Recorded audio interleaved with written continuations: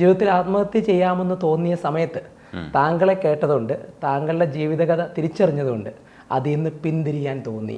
കാരണം താങ്കളുടെ പ്രതിസന്ധി വെച്ച് നോക്കുമ്പോൾ ഞങ്ങളെ സംബന്ധിച്ച് ഒന്നുമല്ല എന്നുള്ളൊരു തിരിച്ചറിവ്. അതായത് ഈ കണക്കെടുത്തത് എങ്ങനെയാണ്? അത് ഓരോന്നായിട്ട് നോട്ട് ചെയ്ത് ക്ലാസ്സുകൾക്ക് ഒരു നമ്പർ ഉണ്ടല്ലോ, അപ്പോൾ ഞാനത് കുറിച്ച് വെക്കും. നമുക്കിത് ഇങ്ങനെ ഫീഡ്ബാക്കുകൾ വന്നു. അപ്പോൾ ചില നമ്മളെ ഹാർട്ട് ടച്ചിങ് ആയിട്ടുള്ള ചില ഫീഡ്ബാക്കുകളുണ്ട്. അപ്പം കുടുംബസമേത ആത്മഹത്യ ചെയ്യേണ്ട സാഹചര്യത്തിലേക്ക് വന്ന ചില സമയങ്ങളൊക്കെ ഉണ്ട്. അങ്ങനെയുള്ളവർ പറയും, താങ്കൾ ഇത്രയും പ്രതിസന്ധി താങ്കൾ ഒരാൾക്ക് കയറി വരാൻ പറ്റുമോ? അങ്ങനെയാണ് ഞങ്ങളുടെ പ്രതിസന്ധി സാമ്പത്തികം മാത്രമാണ്. അപ്പോൾ ഞങ്ങളൊന്ന് മനസ്സ് വെച്ചിറങ്ങിയാൽ ഈ സാമ്പത്തിക പ്രതിസന്ധി ഓവർകം ചെയ്യാന്ന് പറയുമ്പോൾ ഞാൻ കുറിച്ച് വെക്കും. 4 പേര് പറഞ്ഞു നമ്മൾ മുഖാന്തരം. കാരണം ഞാൻ ഏറ്റവും അധികം വിശ്വസിക്കുന്ന കാര്യം ദൈവികമായ നമ്മുടെ പ്രവൃത്തി എന്നുള്ളത് നമ്മുടെ വാക്കുകൊണ്ട് ഒരാളുടെ ജീവിതത്തിൽ മാറ്റം ഉണ്ടാക്കാൻ സാധിക്കുക എന്നുള്ള. നമ്മൾ ഏറ്റവും അധികം പ്രാർത്ഥിക്കുക എന്നുള്ളതല്ല, നമ്മുടെ ജീവിതം കൊണ്ട് മറ്റുള്ളവരുടെ ജീവിതത്തിൽ ഒരു മാറ്റം ഉണ്ടാകുമ്പോൾ അതാണ് ഏറ്റവും വലിയ നമുക്കുള്ള പ്രാർത്ഥന എന്നാണ് വിശ്വസിക്കുന്നത്. അപ്പോൾ അതുകൊണ്ട് ഒരു കൗണ്ടായിട്ട് തന്നെ ഞാൻ എടുത്തു വെക്കുന്നത്. ശ്രീയണ്ണൻ സാറ് ആ ഷോയിൽ പറയുന്നുണ്ടായിരുന്നു, ഒരു കൂടി പറയുന്നുണ്ടായിരുന്നു, ഈ ഫീനിക്സ് പക്ഷി പോലെ പറന്നുയർന്നു എന്ന് പറഞ്ഞിട്ട് സാറ് പറയുന്നു, അല്ല ഫീനിക്സ് പക്ഷിക്കും ഇത്രയും പറക്കാൻ ബുദ്ധിമുട്ടായിരിക്കും എന്ന് പറയുന്നുണ്ട്. അപ്പോൾ ആ കമന്റ് ഒക്കെ ഉണ്ടാക്കുക എന്ന് പറഞ്ഞാൽ ജീവിതം അത് ഇത്രയും പറക്കുക എന്ന് പറയുന്നത് വലിയ പാടുള്ള കാര്യമാണ്. അപ്പോൾ ഇന്നലെ ഗിന്നസ് പക്രു ചേട്ടൻ വന്ന് സംസാരിക്കുന്ന സമയത്ത് ഗിന്നസ് പക്രു ചേട്ടൻ പറയുന്ന വാക്കുകൾ കേൾക്കുമ്പോൾ നമ്മളൊക്കെ മനസ്സിലാക്കുന്നത്, ഇല്ലെങ്കിൽ അനീഷും ഒക്കെ പറയുന്ന വാക്കുകൾ കേൾക്കുമ്പോൾ നമ്മൾ മനസ്സിലാക്കുന്നത് നമ്മളൊന്നും ഒരു പിണ്ണാക്കം ചെയ്യുന്നില്ല. അതായിരിക്കും ഒരു പക്ഷേ ഒരു മോട്ടിവേഷൻ അല്ലേ?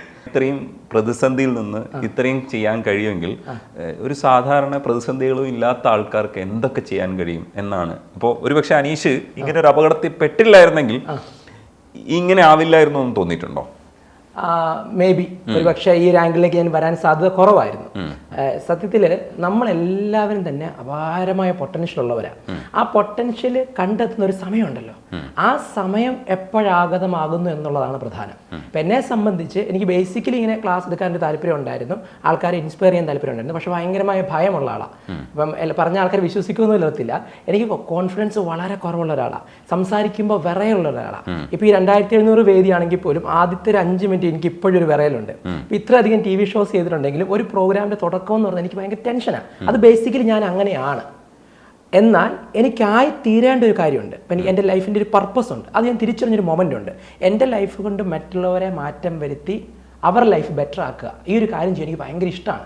അത് ചെറുപ്പം മുതൽ ഞാൻ ചെയ്യുന്നുണ്ടായിരുന്നു, ചെറിയ തോതിലാണെങ്കിൽ. അത് പരിശീലന രംഗത്ത് വന്നപ്പോൾ കൂടുതൽ മാറ്റങ്ങൾ വരുത്താൻ പറ്റുമെന്ന് എനിക്ക് ബോധ്യമായ സമയത്ത് അത് ചെയ്തെടുക്കാനുള്ളൊരു എഫേർട്ട്, അത് കൺസിസ്റ്റൻ്റ് ആയിട്ട് എടുത്തുന്നുള്ളതാണ്. ഇവിടെ നമ്മൾ മനസ്സിലാക്കേണ്ട ഒരു പോയിന്റ് എന്നറിയോ, ഈ കറേജും കോൺഫിഡൻസും തമ്മിലുള്ളൊരു വ്യത്യാസമാണ്.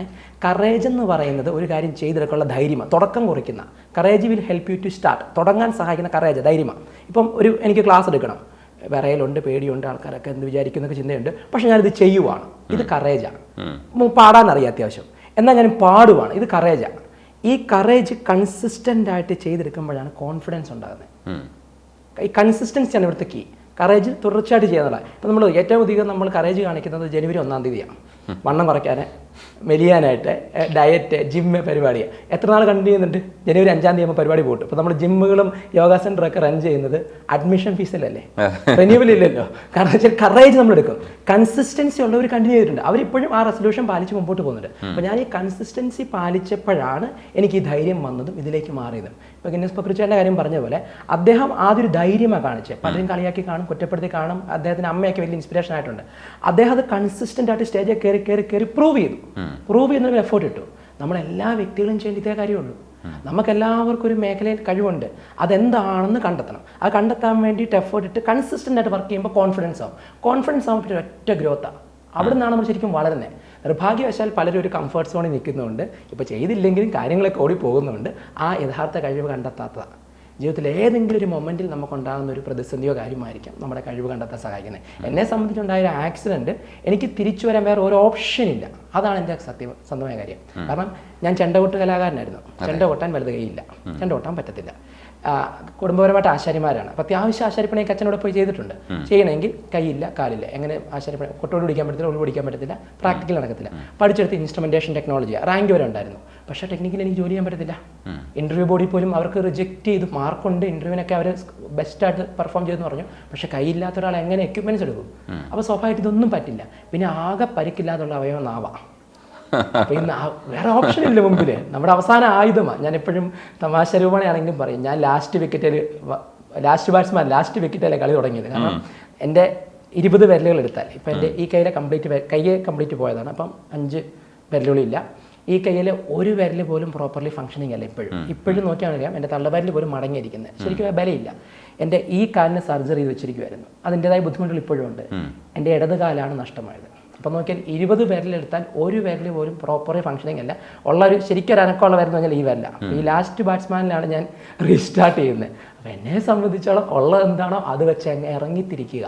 ഇല്ലാത്തതിനെ കുറിച്ച് പരാതി പറഞ്ഞിട്ട് ഒരു കാര്യമില്ല. സാമ്പത്തികം ഇല്ല, സഹായിക്കാൻ ആളില്ല, മുമ്പോട്ട് അവസരമില്ല. ഇതൊന്നും മുമ്പോട്ട് അവസരമുണ്ട്, മുമ്പോട്ട് ഇത് ചെയ്യാനൊരു സപ്പോർട്ട് വേണ്ടേ, അതില്ല. അപ്പോൾ സ്വാഭാവികമായിട്ടും ഇതിൽ നിന്ന് എന്ത് ചെയ്യാം, ഈ നാവുകൊണ്ട് എങ്ങനെ ജീവിക്കാം, ആ ചിന്തയായിട്ട് ഇറങ്ങി തിരിച്ച് ഇത് സാധ്യമായി.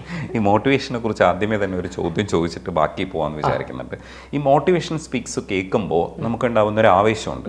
അത് ഇറങ്ങിപ്പോകുന്നതാണ് നമ്മൾ നേരിടുന്ന ഏറ്റവും വലിയ ചലഞ്ച് എന്ന് പറയുന്നത്. ഈ മോട്ടിവേറ്റ് ചെയ്യുന്നത് നമുക്ക് ചെയ്യാൻ കഴിയുന്ന കാര്യമാണ്. പക്ഷെ മോട്ടിവേറ്റ് ആവുക എന്ന് പറയുന്നത് ഭയങ്കര ബുദ്ധിമുട്ടുള്ള ഒരു പരിപാടിയാണ്. എന്ന് വെച്ചാൽ അവരത് സ്വയം ചെയ്യേണ്ടത്. പക്ഷേ ഈ മോട്ടിവേഷൻ ക്ലാസ്സുകൾ നിരന്തരമായി നടക്കുന്നുണ്ട്. ഇതിൽ എവിടെയാണ് റിസൾട്ട് എന്ന് ശരിക്കും കരുതുന്നത്? റിസൾട്ട് എവിടെയാണ് കിട്ടുക? ഇപ്പോൾ ഒരു ദിവസത്തെ ക്ലാസ് കഴിയുമ്പോൾ ഒരു ഭയങ്കരമായിട്ട് ചാർജഡ് ആവും, പക്ഷേ പിറ്റേ ദിവസം ഇറങ്ങിപ്പോകും ഉറപ്പായി. പക്ഷെ അതെങ്ങനെ ഇറങ്ങിപ്പോകുന്നത് നിങ്ങൾക്ക് ഒരു പക്ഷേ ബിസിനസ്സിന് നല്ലതായിരിക്കും. പക്ഷേ ഇതെങ്ങനെ നമ്മൾ റിസൾട്ടായിട്ട് കരുതാൻ പറ്റില്ലല്ലോ. അതിനെ റിസൾട്ടായിട്ട് അതുകൊണ്ട് കാര്യമില്ലല്ലോ. അപ്പം അത് എങ്ങനെയാണ് റിസൾട്ടിലേക്ക് നമ്മൾ നമ്മൾ ഇതിൽ ശരിക്കും മനസ്സിലാക്കേണ്ടത് മോട്ടിവേഷനും ഇൻസ്പിറേഷനും തമ്മിലുള്ള ഒരു വ്യത്യാസമാണ്. Motivation inspiration. മോട്ടിവേഷൻ എന്ന് പറഞ്ഞാൽ ഒരു ബോൾ എടുത്ത് മോളിൽ നിന്നിരുന്ന പോലെയാണ്. മോളിൽ നിന്ന് പൊക്കി മോളിൽ നിന്ന് താഴ്ത്തിടുന്നിരിക്കുക. ഇത് ഒന്ന് ബൗൺസ് ചെയ്ത് പിന്നെ ബൗൺസ് ചെയ്ത് ഓരോ തവണ ബൗൺസ് ചെയ്യുമ്പോൾ ഇതിൻ്റെ ഹൈറ്റ് കുറഞ്ഞ് ജമ്പ് നിൽക്കും എന്നുള്ളതാണ്. അത് മോട്ടിവേഷൻ ക്ലാസ് കൂടുമ്പോൾ ആദ്യ ദിവസം ഭയങ്കര ആവേശം, ഇന്ന് മുതലുള്ള വ്യക്തി ആയിരിക്കില്ല എന്നൊക്കെ പറഞ്ഞ് നമ്മൾ ഇറങ്ങും. രണ്ടാമത്തെ ദിവസം ഇത് താന്നു വരും ഒരാഴ്ച കൊണ്ട് ഈ പരിപാടി അങ്ങ് തീരും. ഇതാണ് മോട്ടിവേഷൻ്റെ കേസ്. അതേ സമയത്ത് നമ്മൾ ഇൻസ്പിറേഷൻ എന്നുള്ളത് ഇൻസൈഡ് ഉള്ളിൽ നിന്നുണ്ടാകുന്ന, നമ്മൾ തന്നെ സ്വയം ചെയ്തുണ്ടാകുന്ന. ഈ ഇൻസ്പിറേഷൻ ഉണ്ടാകുമ്പോൾ സെൽഫ് ഡിസിപ്ലിൻ ഒരു പാർട്ട് വരും. സെൽഫ് ഡിസിപ്ലിൻ ഉണ്ടെങ്കിൽ ഇൻസ്പിറേഷൻ ഉണ്ടാകത്തുള്ളൂ. സെൽഫ് ഡിസിപ്ലിൻ നമ്മുടെ DC വേവ് പോലെയാണ്. അതായത് ഇങ്ങനെ ബൗൺസ് ചെയ്ത് ഒരേ ലെവലിൽ അത് മെയിൻറ്റെയിൻ ചെയ്യും. അത് സെൽഫ് ഡിസിപ്ലിൻ ഉണ്ടാകുന്നതാണ്. ഇത് ശരിക്കും വേണ്ടത് ഇൻസ്പിറേഷനാണ്. അപ്പോൾ മോട്ടിവേഷൻ നമ്മളെ ഒന്ന് മൂവ് ചെയ്യിക്കാൻ, ഒരു ഡൗൺ ആയിട്ടിരിക്കുമ്പോൾ ഒന്ന് ചാർജ് ചെയ്യാൻ മാത്രമേ സഹായിക്കുന്നുള്ളൂ. ഇൻസ്പിറേഷൻ ഉണ്ടാകുന്ന ഉള്ളിൽ നിന്നാണ്. അപ്പോൾ അതുകൊണ്ട് തന്നെ നമ്മുടെ ഏറ്റവും വലിയ ഇൻസ്പിറേഷൻ നമ്മൾ തന്നെ ആയിരിക്കണം. നമ്മുടെ ലൈഫിനെ നമ്മളൊന്ന് പുറകോട്ട് നോക്കുമ്പോൾ നമുക്ക് ഇൻസ്പിറേഷൻ്റെ ഒരു നിര ഉണ്ടായിരിക്കണം. അതുണ്ടാണെങ്കിൽ സെൽഫ് ഡിസിപ്ലിൻ ആയിരിക്കണം.